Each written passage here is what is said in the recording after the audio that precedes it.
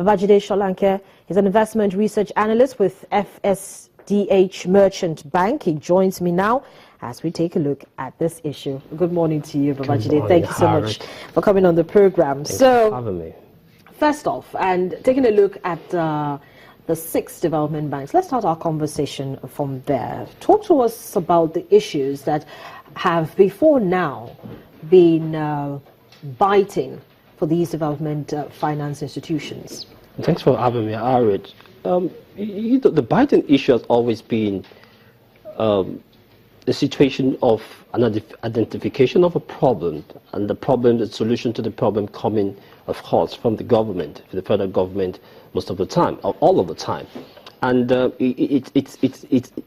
situation of what they're trying to tell me to make comments about, can be situated within the economic landscape, particularly when it comes to a particular macroeconomic variable, which is economic growth. And of course, from the economic growth, it can begin to trickle down to other spheres of human interaction in the Nigerian space. And why do I talk economic growth? Because you cannot have economic development, without economic growth. Economic growth is an engine towards economic development. And if economic development is not enhanced, if economic growth is not enhanced, then economic growth plus something, which means development, which is economic development. But economic development is economic growth plus something. And those plus something can be situated within the context of human development indicators. Human development indicator that has to do with illiteracy level, infant mortality rate, GDP growth being a part of it, access to education, access, and all those things that you use to measure how a people are civilized or cultured, if I can say that. We're moving from one level of economic welfare to another level of economic welfare. And all the 6 development institutions that you have flouted are specific to solve particular problems, particularly when it comes to the fundamental problem that most economic agents face, which is the problem of funding. You see most agricultural development bank that deals with agriculture was formed because the agriculture sector and the participants in it complained about lack of access to finance. The central bank several times have tried to create, some buffer for them so that it instruct banks, moral suasion, force banks at times, to extend or increase lending to those vulnerable sectors. So mortgage, you see that again, one of the development institutions, again, to increase house ownership, to be able to solve the problem of funding residential buildings in particular, so that we can have more people house ownership in the system. The new one, don't let me build, jump into that because we're not there. But essentially, development institutions are used to achieve a better standard of living for the people, to achieve a more egalitarian society for the people, to have a widespread welfare system whereby we're able to move from one level of human condition, you look at it in the context of in the distribution of the income. You see that a lot of people, more than 70% of Nigerians are of abject poverty.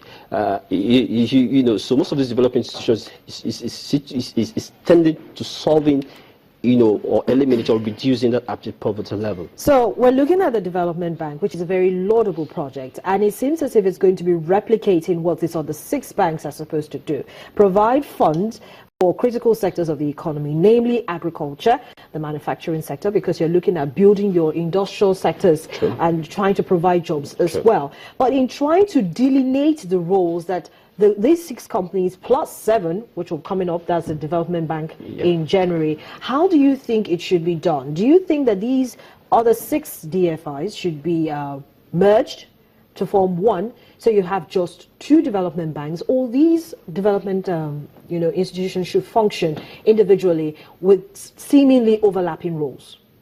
I think they should function independently with seemingly overlapping roles. And I say this, if you look at the new development bank being floated or being promoted by the World Bank, you mentioned in your newsreel about the investment of the World Bank, the supposed investment that will come in, and that of the African Development Bank that will come in, about $1.8 billion to float the development bank. Now, this new development bank is actually towards the SMEs, which are the small medium enterprises, essentially, of course, to promote industrialization. And you begin to have to say, what about the Bank of Industry? Why were they created? And the Bank of Agriculture as well. Yeah, but we're still waiting for for the rules and the guidelines and the functions and the powers of this new development bank, then we'll be able to see, whether those functions are overlapping or there's a specific need for us to have a development bank to promote SMEs. And you must understand something. I mentioned economic growth.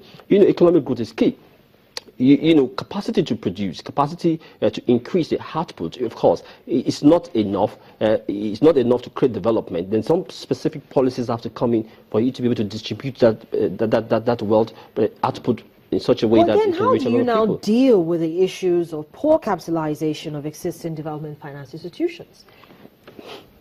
Now, okay, that is a problem. But if you look beyond the capitalization, the new development bank will not suffer from that capitalization because of the significant development finance coming in. You get from development institutions, from global development institutions, multilateral development institutions like the World Bank and the African Development Bank.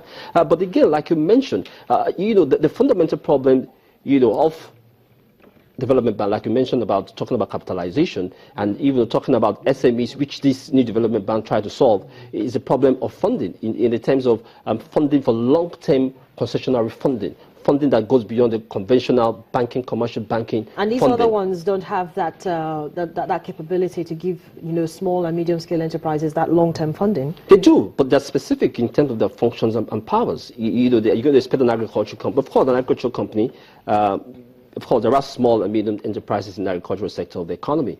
Of course, there are people, there are participants in that sector of the economy. So you should expect that small and medium enterprises that are doing agricultural activities should be funded by the development institution that deal with agriculture. And even if you look at the banks, there's a provision of the law that says that 10% of the profit before tax of the bank should be pooled in a fund called the SMEIS, which is a small and medium enterprises a fund to be deployed to people that want to seek those funds to expand activities for the small and medium enterprises activities. But largely, that fund hasn't been disbursed for many reasons, many difficulties in the system. I believe that this development bank, probably, like I said, we don't have the details. When they come, maybe they'll be able to solve those barriers, solve those bottlenecks that have not made the Bank of Industry to work effectively and efficiently. Well, we'll still wait and see what the outcome is like. But how do you think this initiative will align with the various intervention funds by the central bank? You already mentioned it, when we started this conversation. We've got,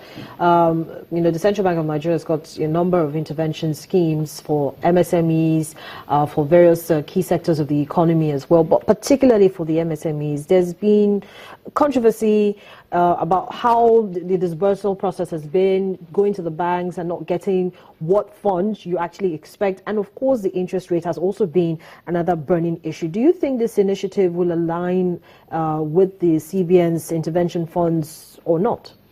I'm glad you mentioned the Central Bank of Nigeria. The Central Bank of Nigeria primary role is not to engage. It's not to engage in development banking. The primary role of the Central Bank of Nigeria is to ensure monetary stability in terms of price stability for both local prices, which is normally referred to inflation, and the other part, which is exchange rate, like we all are talking about. But the that's not to say that they now. Can't, when they see the need, and in this particular case, work very closely with the fiscal authorities to ensure that one of the very critical issues for most key sectors of the economy, funding, is actually got.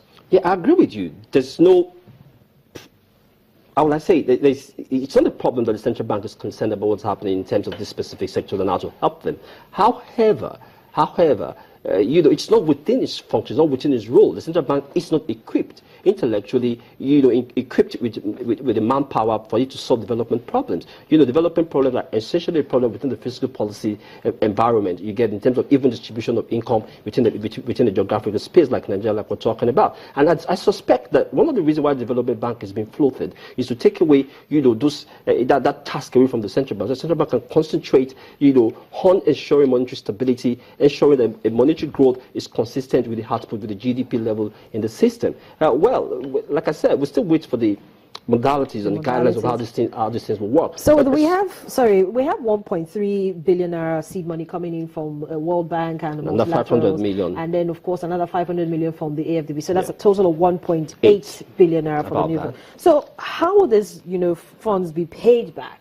It's seed money. It's not for free. It's a loan. How will you pay back, especially looking at your environment, the risk in the environment, and then low revenue, and then the fact that you're giving this, monies long term? One good thing I read, one snippet I got from this new development bank to be floated, specifically to be floated to support the small and medium scale enterprises, and even important for us to begin to define the scale in terms of what the small business, what the medium scale business. Talking about businesses with an average turnover of about 10 million. Those are very responsive for the micro business. Talking about a turnover of 2 million, having 30 people working, and all of that. For a small business, you're having turnover over 10 million, for and sort of for the medium, having. That's without any risk, without any situation of turnover, general turnover. In something terms happening and your business closes up. You get. So you're talking about this amount of money I'm calling is not. So it's not when you see a small and medium scale enterprises, don't begin to think that it's all those helping to solve the informal sector problem and solving the problem. People are still in abject poverty. About 70% of Nigeria living on less than $1 a day. So to get back to that argument, like.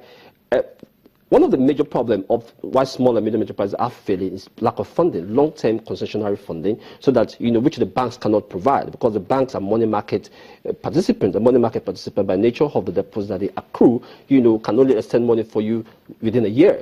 But when these companies, these small companies, foreign companies need money beyond a year. But you mentioned a critical component, which is very key. Beyond this amount of money, beyond this lending, environment, there's a need for us to de-risk the environment. One of the major risks in the environment for small and medium enterprises, no matter how much money they give to them, is policy inconsistency. There needs to be fiscal incentives. There needs to be, government needs to, support them so that they can grow, amongst other factors. Babajide, thank you so much for coming on the program and starting off that conversation with us. Of course, in the coming days, we'll be focusing very much on it. Babajide Solanke is investment research analyst at FSDH Merchant Bank. But Business Morning continues in just a moment. We're talking to Rotimi Fakayijo to get a sense of where the market is as a Nigerian equities market at this time. Stay with us.